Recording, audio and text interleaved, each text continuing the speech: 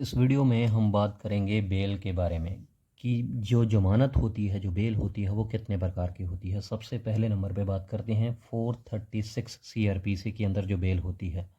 देखिए 436 के अंदर जो बेल होती है वो बेलेबल ऑफेंस में होती है।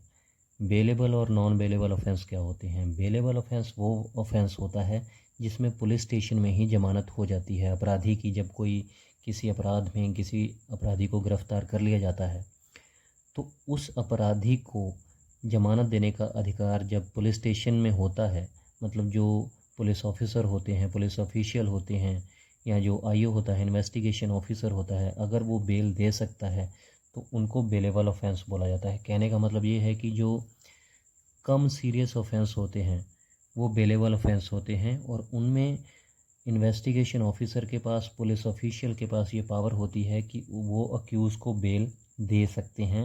अक्यूज़ को बेल करवाने के लिए, ज़मानत करवाने के लिए कोर्ट में जाने की ज़रूरत नहीं पड़ती है, तो उनको बेलेबल ऑफेंस बोला जाता है, मतलब जिनकी ज़मानत पुलिस स्टेशन में ही हो जाती है।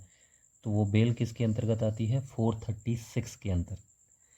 अब बात करते हैं दूसरे नंबर की बेल की। ये है 437 सीआरपीसी के अंतर्गत ली जाती है। तो 437 सीआरपीसी के अंदर जो बेल होती है वो नॉन बेलेबल ऑफेंस में होती है।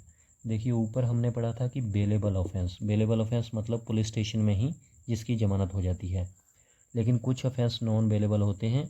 इनकी जो ज़मानत है नॉन बेलेबल ऑफेंस की, वो पुलिस स्टेशन में नहीं होती, उनके पास ये पावर नहीं होती है, आईओ के पास या पुलिस ऑफिशियल के पास ये पावर नहीं होती है कि जो वो अक्यूज़ को ज़मानत दे दें।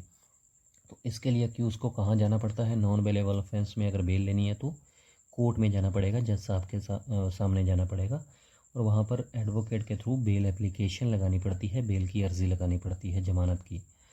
तो अगर जो बेल लगती है कोर्ट के अंदर नॉन बेलेबल ऑफेंस में, वो किसके अंतर्गत लगती है? 437 सीआरपीसी के अंतर्गत। 436 में बेलेबल ऑफेंस में बेल लगती है, वो पुलिस स्टेशन में ही हो जाती है, कोर्ट में जाने की ज़रूरत नहीं पड़ती है। 437 में जो नॉन बेलेबल ऑफेंस में बेल लगती है, कोर्ट में जाना पड़ता है, क्योंकि नॉन बेलेबल ऑफेंस में पुलिस स्टेशन में आपको बेल नहीं मिल सकती है। उसके बाद थर्ड नंबर पे है 438। 438 सीआरपीसी के अंतर्गत एंटीसिपेटरी बेल आप ले सकते हैं। जो अक्यूज़ होता है वो एंटीसिपेटरी बेल ले सकता है। एंटीसिपेटरी का मतलब क्या होता है? देखिए एंटीसिपेटरी बना है एंटीसिपेशन, एंटीसिपेशन नाम का एक वर्ड है, उससे एंटीसिपेटरी बेल बनी है। एंटीसिपेशन का मतलब क्या होता है कि अंदाज़ा लगना, डर लगना, कोई अनुमान लगाना। अगर आपको ऐसा कोई डर है कि आपके खिलाफ़ कोई इस अपराध में आपके खिलाफ़ कोई एफआईआर करवा सकता है, या पुलिस आपको इस अपराध में, इस जुर्म में आपको अरेस्ट कर सकती है, तो अरेस्ट होने से बचने के लिए देखिए एंटीसिपेटरी बेल लगती है अरेस्ट होने से पहले।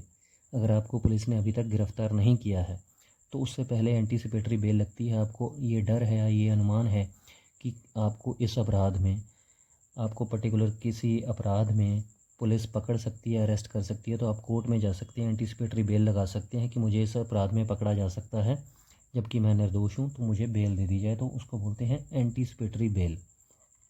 लेकिन एंटीसिपेटरी बेल में कुछ कंडीशंस होती हैं कि आप ऐसे नहीं कि आप कोर्ट में जाएं और कहें कि मुझे किसी भी अपराध में पुलिस पकड़ सकती है तो मुझे एंटीसिपेटरी बेल दे दी जाए। वहाँ पर आपको बताना पड़ेगा कि किस अपराध में आपको ये लगता है कि कौन से सेक्शन में, कौन से जुर्म में आपको पुलिस जो है वो अरेस्ट कर सकती है, तो आपको एंटीसिपेटरी बेल जो है वो आपको मिलती है। तो ये 438 सीआरपीसी के अंतर्गत आती है एंटीसिपेटरी बेल। अब नेक्स्ट 4 नंबर पे बात करते हैं डिफ़ॉल्ट बेल के बारे में। डिफ़ॉल्ट बेल क्या होती है? Default bell section 167 sub clause 2 CrPC के अंतर्गत आती है, 167(2). तो इसमें क्या होता है? देखिए जब कोई अक्यूज़ पकड़ा जाता है तो जो इन्वेस्टिगेशन ऑफिसर होता है उसमें कंडीशन होती है कि इन्वेस्टिगेशन ऑफिसर को 60 दिन के अंदर या 90 दिनों के अंदर अपनी इन्वेस्टिगेशन पूरी करनी होती है, और चार्जशीट फाइल करनी होती है कोर्ट के अंदर, जिसको चालान भी बोलते हैं। 173 सब क्लॉज 2 की सीआरपीसी की रिपोर्ट, जो कि पूरी इन्वेस्टिगेशन की रिपोर्ट होती है, उसको चार्जशीट बोला जाता है, या चालान भी बोल सकते हैं, पुलिस चालान।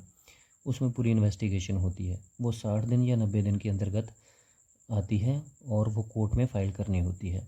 जिनकी सज़ा, जो ज़्यादा सीरियस ऑफेंस होते हैं, जिनकी सज़ा 10 साल या 10 साल से ज़्यादा होती है, उसकी चार्जशीट जो है इन्वेस्टिगेशन ऑफिसर ने 90 दिनों के अंदर फ़ाइल करनी होती है। और जिसकी सज़ा 10 साल से कम होती है उसकी चार्जशीट 60 दिनों के अंदर इन्वेस्टिगेशन ऑफिसर ने फ़ाइल करनी होती है। तफ्तीश अपनी पूरी करनी होती है, इन्वेस्टिगेशन पूरी करनी होती है।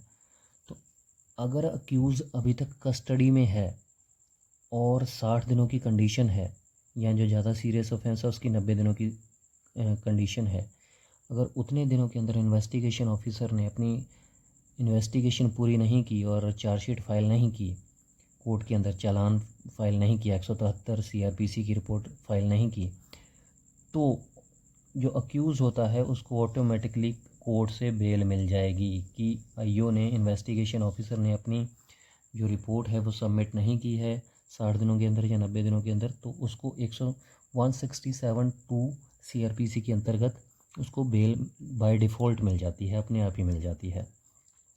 तो जब 167(2) में 167(2) CRPC में बेल मिलती है कि उसको, तो जो इन्वेस्टिगेशन ऑफिसर होता है कंसर्न्ड, उसकी भी इंक्वायरी खुल जाती है कि उससे पूछा जाता है कि आपने 60 दिनों के अंदर या 90 दिनों के अंदर जो आपको लिमिट मिली है उसमें अपनी इन्वेस्टिगेशन पूरी क्यों नहीं की है, तो उसकी इंक्वायरी ओपन हो जाती है।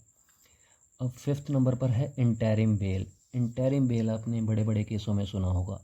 इंटरिम बेल का मतलब होता है कि जैसे आपने ऑलरेडी कोई ना कोई बेल लगा रखी है, जो मैंने 4 ऊपर बेल के बारे में बताया, आपने किसी बेलेबल ऑफेंस में लगाई हुई है, या कोर्ट के अंदर आपने किसी नॉन बेलेबल ऑफेंस के अंतर्गत 437 में बेल लगाई है या एंटीसिपेटरी बेल लगाई है, लेकिन कोर्ट अभी उस पर सोचना चाहता है, कंसिडरेशन करना चाहता है कि आपको बेल दें या ना दें, तो उसमें अगर टाइम लग रहा है तो कोर्ट क्या करता है कि इंटरिम बेल दे देता है कि उसको, ये टेम्परेरी होती है और कुछ दिनों के लिए होती है, कि आपको 1 दिन के लिए बेल दे देती हैं या 2 दिन के लिए दे देती हैं या 10 दिन के लिए दे देती हैं, वो कोर्ट पे डिपेंड करता है, जब तक आपकी कोई और बेल एप्लीकेशन पेंडिंग है कोर्ट में, क्योंकि कोर्ट को उसमें टाइम लग रहा है, अभी उस पर फैसला आना बाकी है, तो कोर्ट इंटरिम बेल दे देता है कि फॉर द टाइम बिंग आपको इंटरिम बेल दे देती है, दी जा रही है। अंतरिम जमानत इसको बोल सकते हैं।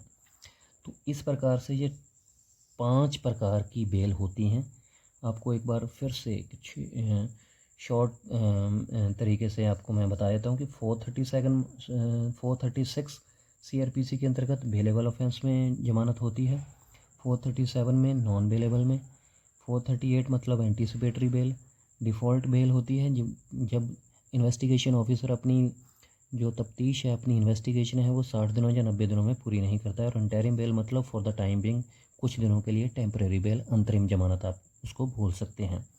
तो उम्मीद करता हूँ आपको जमानत के बारे में क्लियर हो गया होगा कि बेल कितने प्रकार की होती है, जमानत कितने प्रकार की होती है। बिल्कुल सिंपल तरीके से, सिंपल शब्दों में समझाने की कोशिश की है मैंने। अगर फिर भी कोई कन्फ्यूजन रह गई हो तो प्लीज़ कमेंट करके ज़रूर बताइएगा, और वीडियो अगर अच्छी लगी हो तो लाइक ज़रूर कीजिएगा। लाइक करने का फ़ायदा ये होता है कि अगर आप लाइक करेंगे तो ये वीडियो ज़्यादा से ज़्यादा लोगों तक पहुँचेगी।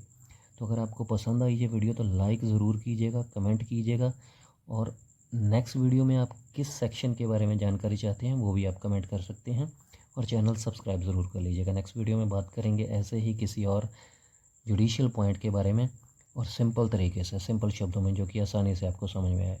तो शुक्रिया ये वीडियो देखने के लिए, धन्यवाद।